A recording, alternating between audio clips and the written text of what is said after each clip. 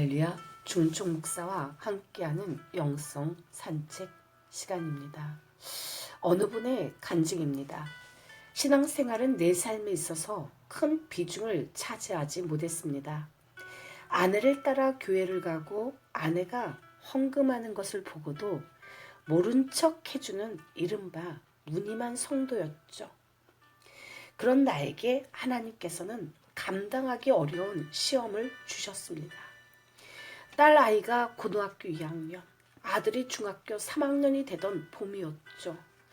평소에도 쉽게 피로를 느끼는 아내가 제대로 앉지도 못하고 통증을 호소해 병원을 찾았습니다. 자궁 경부선암 2기 말이라는 청천벽력의 진단 결과가 나왔죠. 당혹감과 놀라움을 감출 길이 없었고 억장이 무너져 내렸습니다. 지푸라기라도 잡으려는 심정으로 다른 병원을 찾아갔지만 진단 결과는 똑같았죠. 아내를 원자력 병원에 입원시켰습니다. 입원하기 전에 아내와 저는 두 손을 마주잡고 말없이 눈물을 흘리며 뜬 눈으로 밤을 새웠습니다. 지금도 그날 밤에 참담했던 심경을 떠올리면 가슴이 미어집니다. 먹고 살기도 빠듯해서 간병인을 둘 수도 없었죠. 경기도 군포시 집에서 안양시에 있는 직장, 그리고 서울 공릉동 원자력 병원으로 가서 아내를 돌보고 간이 침대에서 새우잠을 잤습니다.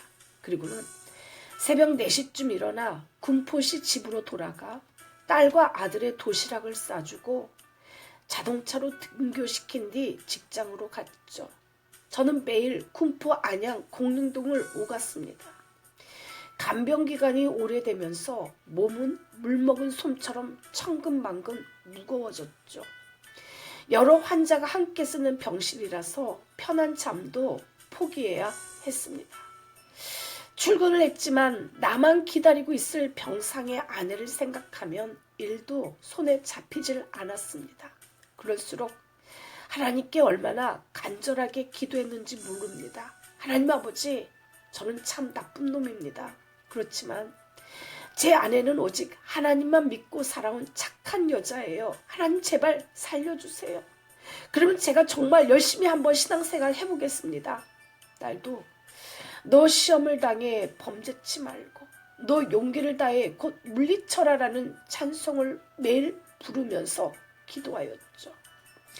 저의 기도와 딸과 성도들의 중복 기도가 마침내 하나님께 상달된 모양이었습니다.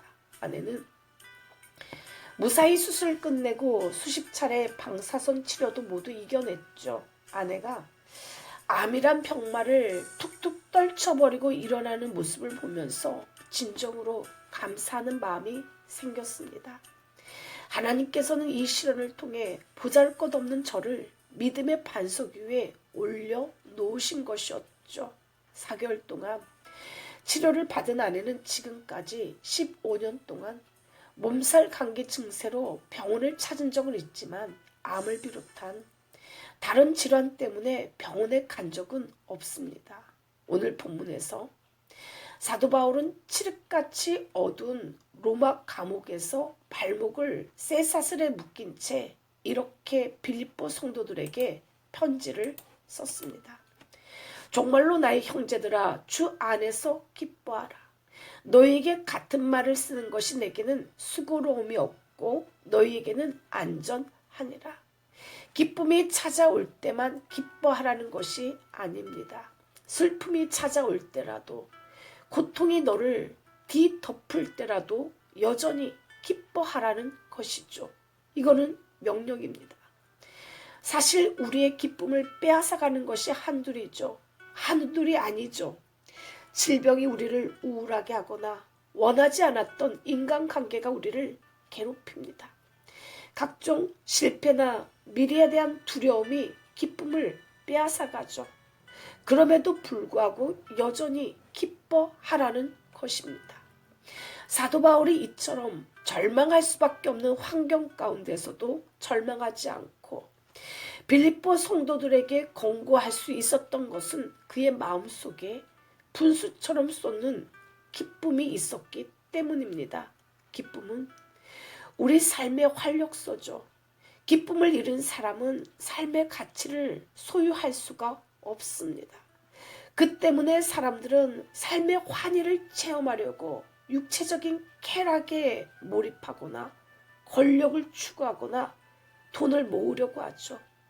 그러나 이러한 행위는 모두 허무합니다. 권력이나 금전이나 향락 추구에서 오는 기쁨은 일시적인 거죠. 기뻐하라고 하는데 기뻐할 조건은 하나밖에 없습니다. 주 안에서입니다. 이 주 안에서는 사도 바울의 전용 언어입니다. 주 안에서, 그리스도 안에서, 예수 안에서, 이러한 말이 그의 편지 가운데 132번이 나옵니다. 이 주 안에서라는 말은 아주 신비로운 표현이죠. 이것이 바로 철학과 기독교를 구별짓는 큰 특징입니다. 그렇다면 주 밖에서 기뻐하는 것은 무엇일까요? 철학적으로 생각해보면 대개 욕구 충족에서 오는 기쁨입니다. 나는 그대로인데 환경이 바뀌면서 내게 기쁨이 오는 거죠. 이 기쁨은 내게서 비롯되는 것이 아니고 어떠한 여건이 충족될 때 생기는 것입니다. 좋은 대학에 가면 기쁘고 대기업에 취직을 하면 기쁘고 자녀가 결혼을 잘해서 좋은 사위를 얻으면 기쁜 것처럼 이것은 평면적이고 1차원적인 기쁨입니다.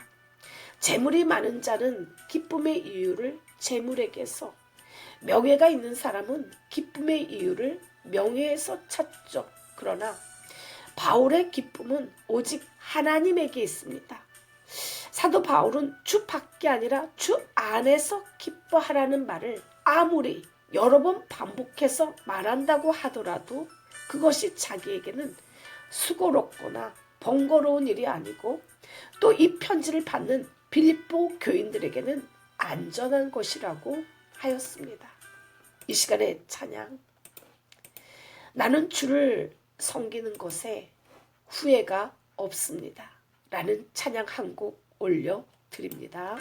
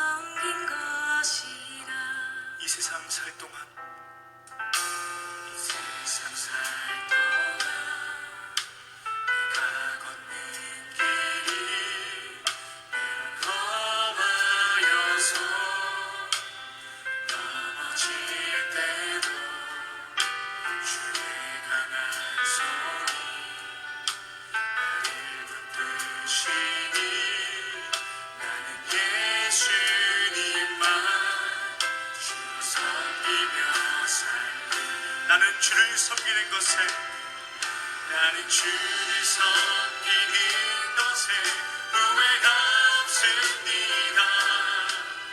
내가 걸어온 모든 시간 다 주의 은혜니, 내가 걸어간 모든 날도 주만 섬기며 살리, 오직 예수 이름 부르며 살아가리라. 이 세상 살 동안, 이 세상 살 동안 내가 걷는 길이 때론 험할지라도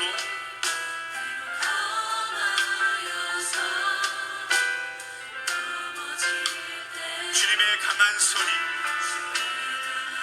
바로 우리들을 붙드십니다. 우리들은 예수님만 섬기며 살기를 원합니다. 주로 섬기며 나는 주를 섬기는 것에, 나는 주를 섬기는 것에 후회가 없습니다. 내가 걸어온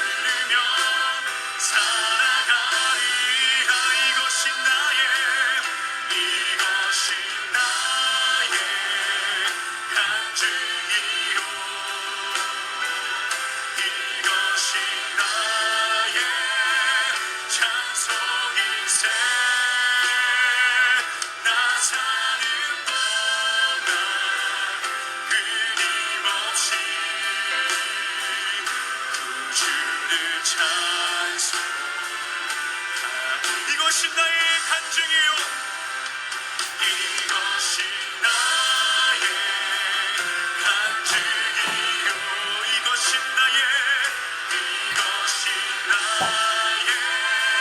찬송이세 나 사는 동안 끊임없이 주를 찬송하리로다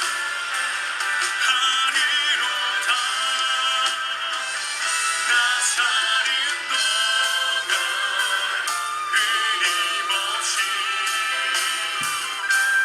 주를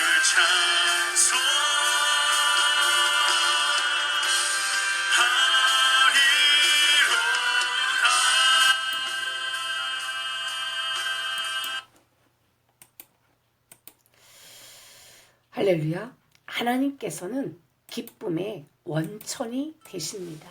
성경은 주께서 생명의 길로 내게 보이시리니 주의 앞에는 기쁨이 충만하고 주의 우편에는 영원한 즐거움이 있나이다 라고 하셨죠. 이러함으로 하나님과 교통하는 사람은 말할 수 없는 기쁨을 소유하는 것입니다. 하나님과의 교제를 잃은 사람은 진정한 기쁨을 상실하죠. 아담과 하와가 하나님을 반역하고 에덴에서 쫓겨났을 때 하나님과 인간 사이에는 제약의 담이 생겼습니다. 이때부터 인간은 기쁨을 잃고 슬픔과 절망 가운데 고통을 당해야 했습니다. 인간이 진정한 행복을 느끼며 살아가기 위해서는 기쁨의 근원 되신 하나님을 모시고 하나님과 교통해야 합니다. 이것이 인간에게 있어서 근본적인 문제 해결이죠. 이처럼 하나님과의 단절은 우리에게 고통을 줍니다. 마음속의 기쁨을 잃고 미움과 원한, 집착과 분노에 사로잡히죠. 뭔가가 휑하고 사람이 옆에 있어도 고독하고 괴로울 뿐입니다. 사람이 왜 시험을 받을까요? 그것은 마음에 기쁨이 없어서 그렇습니다. 그래서 어디에 가면 기쁨이 있을까? 저기 가면 있을까? 여기저기 기웃거리고 유혹에 빠지고 시험에 들게 되죠. 미국 네바다주에 있는 유명한 도시 라스베이거스가 있습니다. 이 도시는 순전히 사막 한가운데 인공적으로 세워진 도시이죠. 그리고 도박을 법적으로 허용한 미국 안의 유일한 도시입니다. 사람에겐 사행심리가 있어서 작은 것을 놓고 큰 것을 얻기를 기대하죠. 어떤 경우에는 1불 놓고 기계를 돌렸는데 세상에나 500불, 1000불이 쏟아지는 경우가 있다고 합니다. 1000원을 넣었는데 500배, 1000배로 쏟아져 버리니 사람들이 환장하죠. 그 운이 계속될 것을 기대하면서 밤을 새워 돈을 놓고 기계를 돌리며 도박을 합니다. 미국에서 가장 빨리 성장하는 도시가 바로 라스베이거스라고 하죠. 거기에서는 불경기라는 것을 모르고 사람들이 계속해서 모여듭니다. 그러다 보니 호텔을 계속해서 지어야 되죠. 우리나라에서는 호텔방이 300개, 400개 있으면 큰 호텔입니다. 그런데 라스베이거스에는 3000개, 4000개 방을 가진 호텔이라고 해야 큰 호텔이라고 합니다. 세계에서 제일 큰 호텔은 객실만 해도 5000개가 넘습니다. 왜 이렇게 라스베이거스가 발전할까요? 여기에 와서 기쁨을 찾아보려고 사람들이 모여들죠. 그러나 도박의 맛을 들이게 되면 헤어나오지를 못합니다. 가산을 탕진하고 가정이 파괴되죠. 제약의 낙이 있으니 자꾸만 중독에서 벗어나지 못합니다. 참 기쁨, 참 즐거움이 아니죠. 참 기쁨은 오직 주님 안에 있습니다. 도둑이 오는 것은 도둑질하고 죽이고 멸망시키려는 것뿐이요. 내가 온 것은 양으로 생명을 얻게 하고 더 풍성히 얻게 하려는 것이라. 주 안에서 기뻐하십시오. 주 안에서 기쁨을 지켜내십시오. 주께서 나와 동행하신다는 것을 아는 그 기쁨, 이것은 주 안에서 성령 안에서 이루어지는 하나님과의 신비한 교제를 뜻합니다. 주와 동행하면서 하나님이 내게 주시는 말씀은 우리의 심령에서 염려와 근심의 어둠을 싹 몰아내고 기쁨의 환한 빛으로 나타납니다. 이 시간의 찬양 충만, 무명이어도 공허하지 않은 것은 예수 안에 난 만족함이라 한 곡 올려드립니다.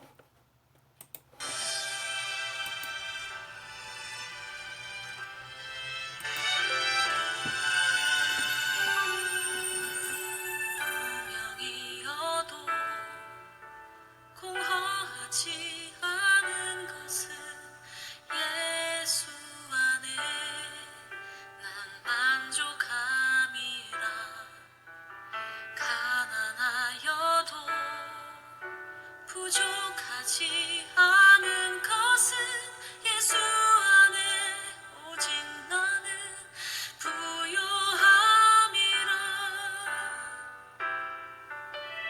고난 중에도 견뎌낼 수 있는 것은 주의 계획 믿기 때문이라. 실패하여도 일어설 수 있는 것은 예수 안에 오직 나는 승리함이라.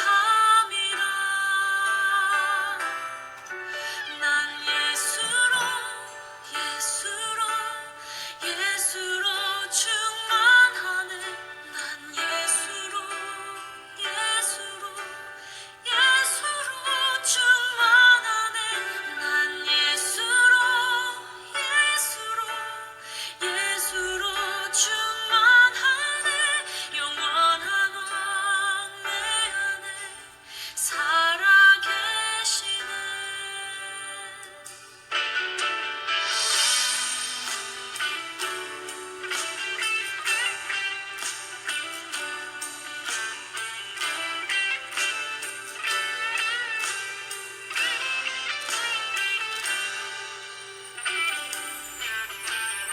몸이 약해도 낙심하지 않는 것은 예수 안에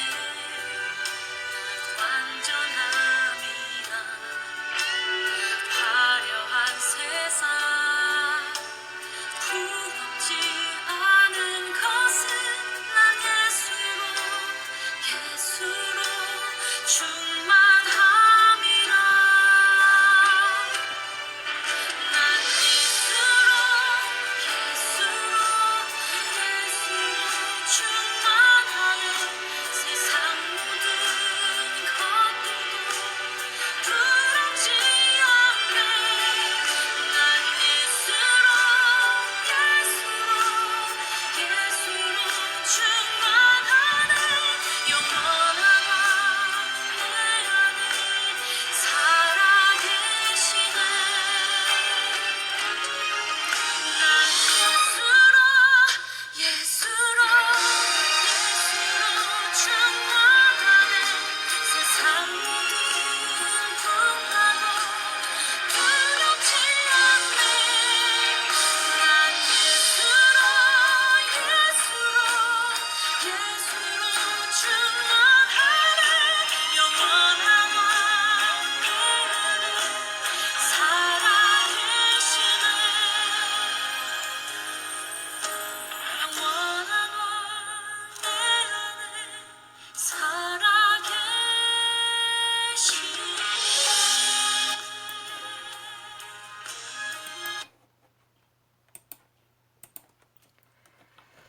할렐루야. 항상 기뻐하라. 쉬지 말고 기도하라. 범사에 감사하라. 이는 하나님이 너희를 향하신 뜻이니라.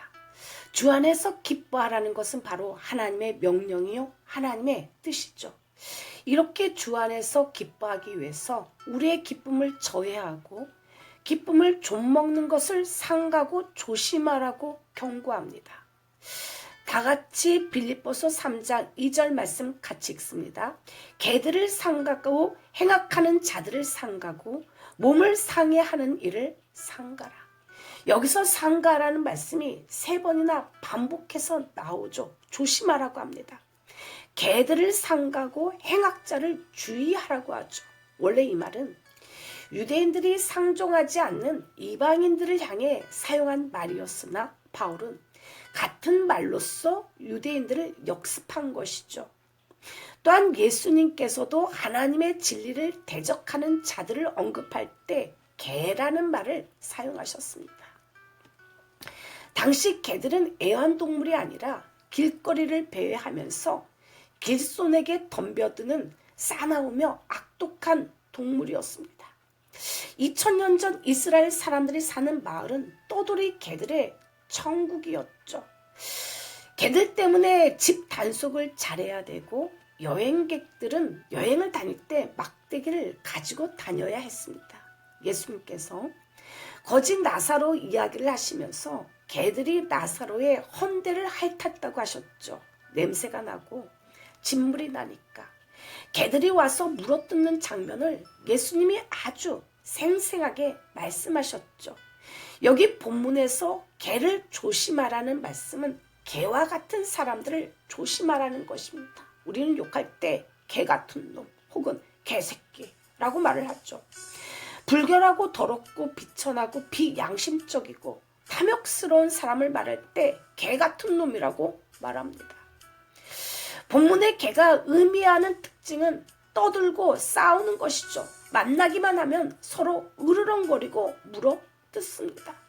그래서 예수님께서도 거룩한 것을 개에게 주지 말라고 하셨죠. 또 개는 더럽고 음란합니다. 개는 회개하고서 다시 옛날째로 되돌아가는 행위를 반복하죠. 뉘우치고 재짓고 회개하고 또 재짓고 맹세하고 또 재짓고 이러한 악순환. 예수님을 믿으면서 또다시 믿기 전에 옛날로 되돌아가는 행위를 가리켜 개라고 합니다. 개새끼 같은 이라고. 개가 그 토한 것을 도로 먹는 것 같이 미련한 자는 그 미련한 것을 거듭 행하느니라. 이 시간에 찬양 한 번 더. 너 시험을 당해 범죄치 말고 너 용기를 다해 곧 물리쳐라. 한 곡 더 올려 드립니다.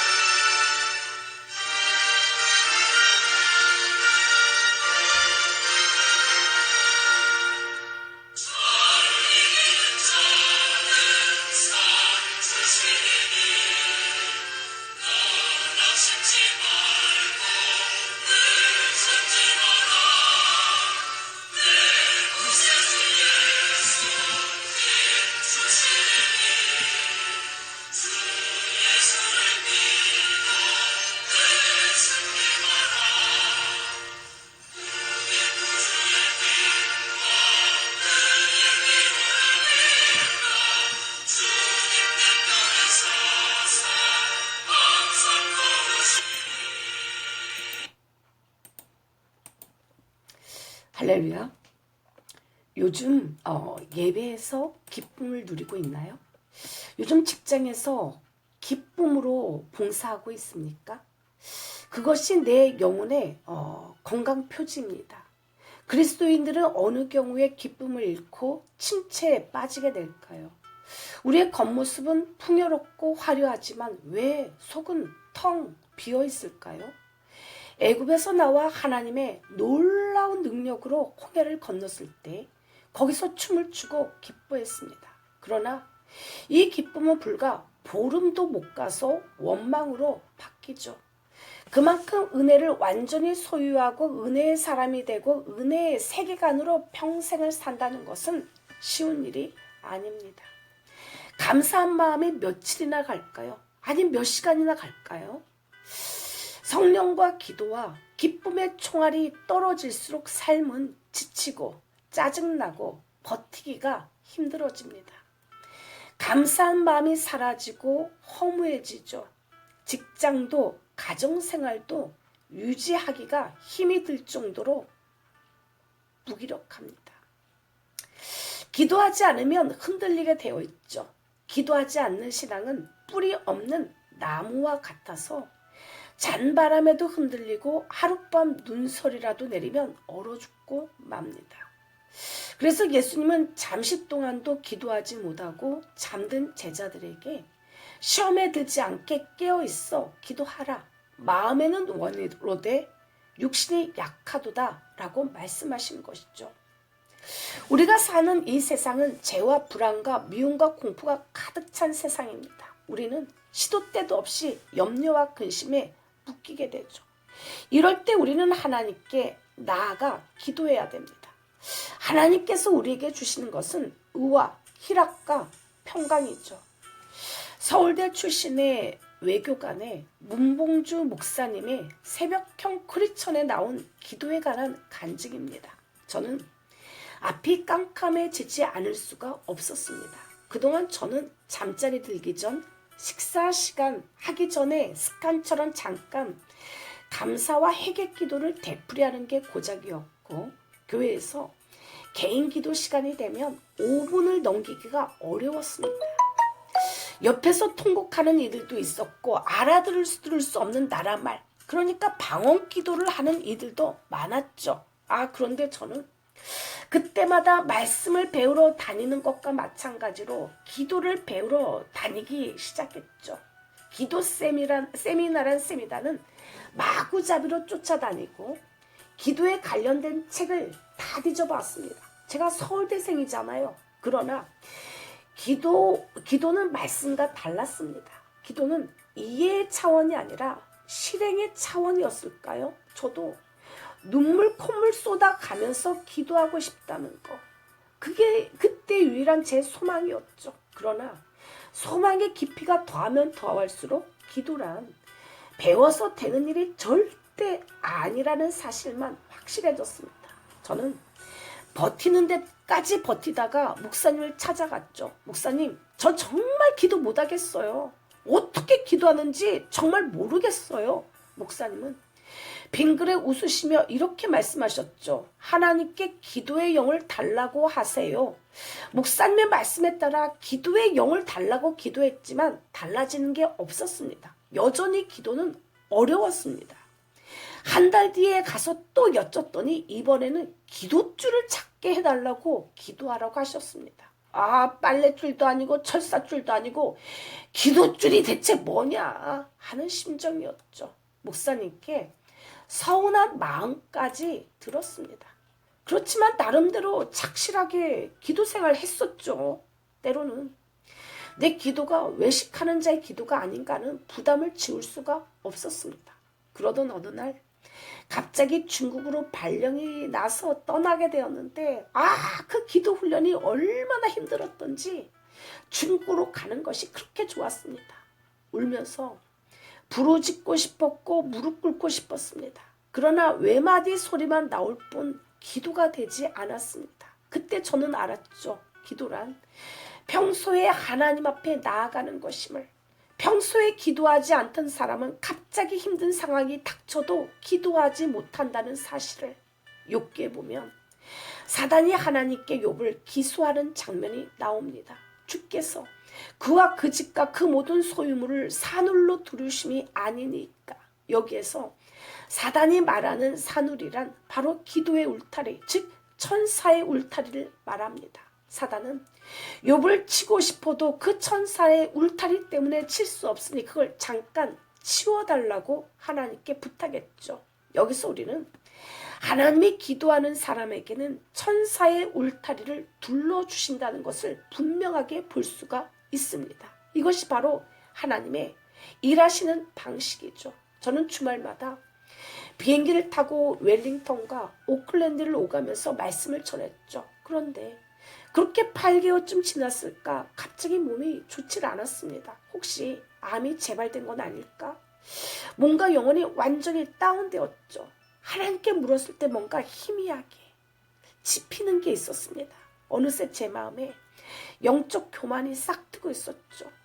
아무리 말씀으로 충만한들 기도가 없다면 결국 영혼이 병든다는 것을 그때 비로소 깨달았습니다.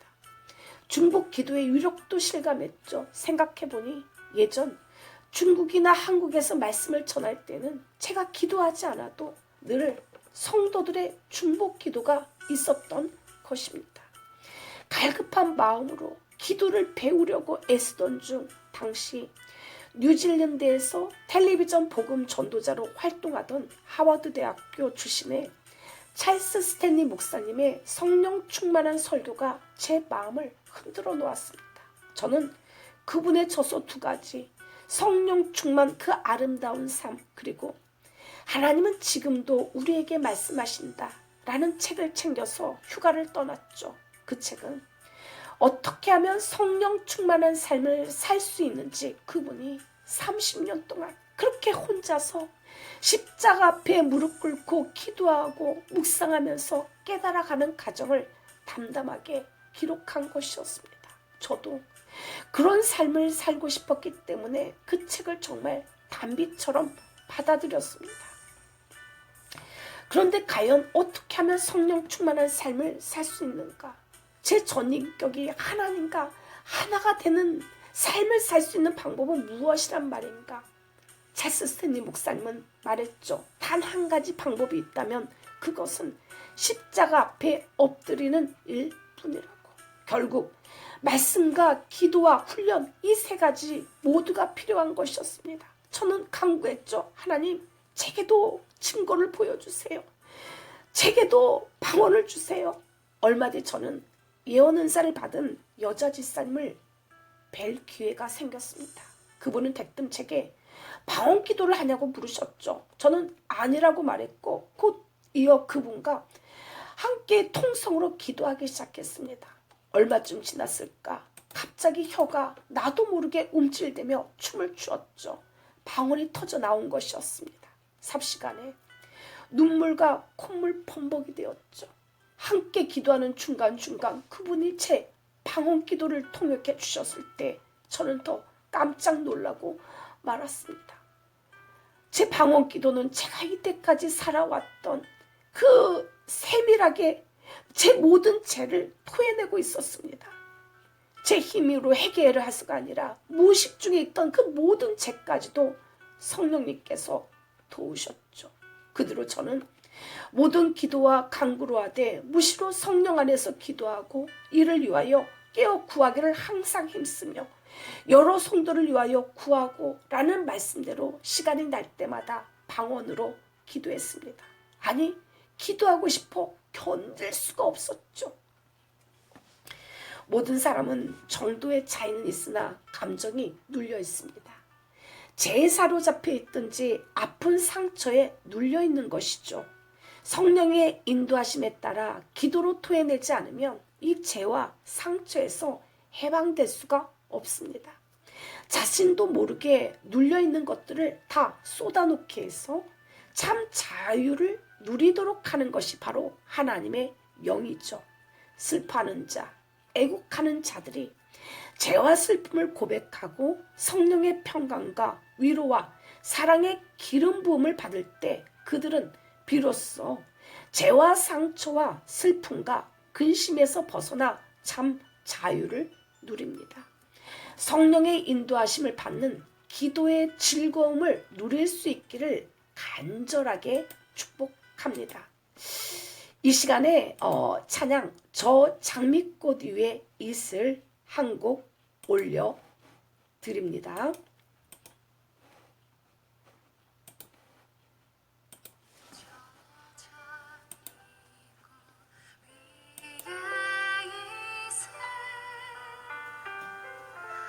아직 맺혀 있는 그때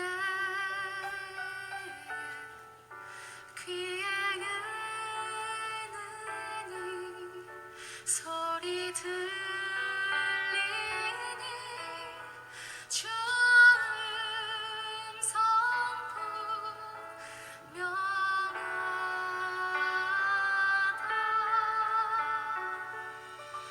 주님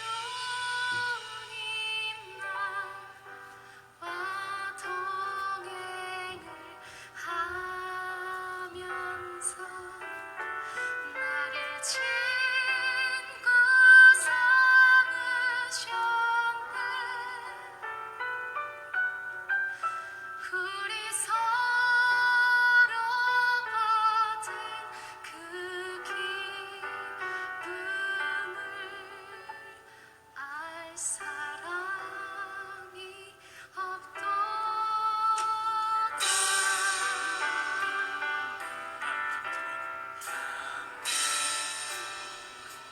동산 아래 주와 함께 있으려나 괴로운 세상에 할 일만 여러분을 가라고 말씀하십니다.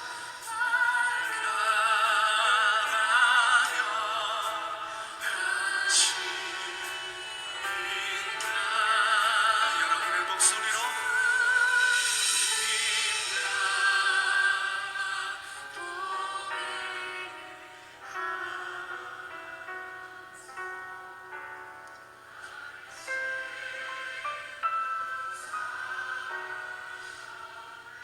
우리를 참아주셔서 감사합니다.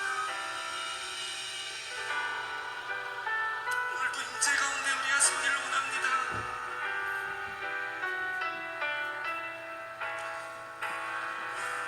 주님 나와 동행을 하면서 나를 친구 삼아주셨습니다. 주님 나와 동행을 나를 친구 삼으셨네. 친구 삼으셨네. 우리 서로 받은 그 기쁨을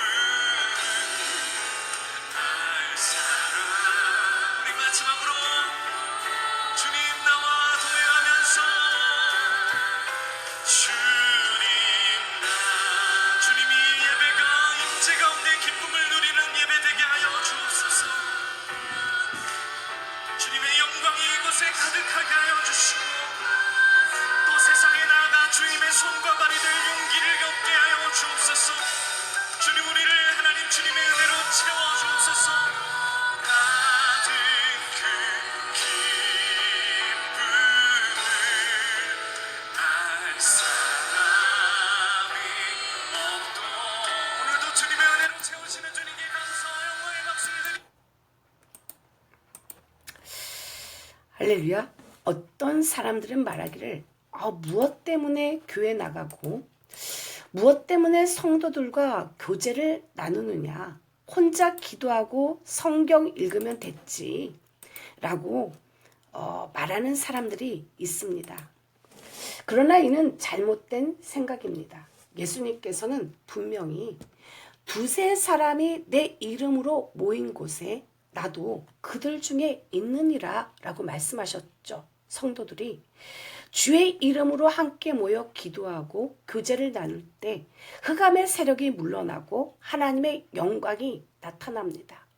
말세인 오늘날 그리스도인들이 함께 모여 기도하고 찬송하고 서로 신앙의 간의 이야기를 하면서 교제한다는 것이 얼마나 중요한지 모릅니다. 해외에서 날고 기었다는 선교사님들도 한국에 돌아오면 자신을 낮추어 개교회 속으로 들어가 교회를 섬기는 분들은 손에 꼽을 정도로 적습니다.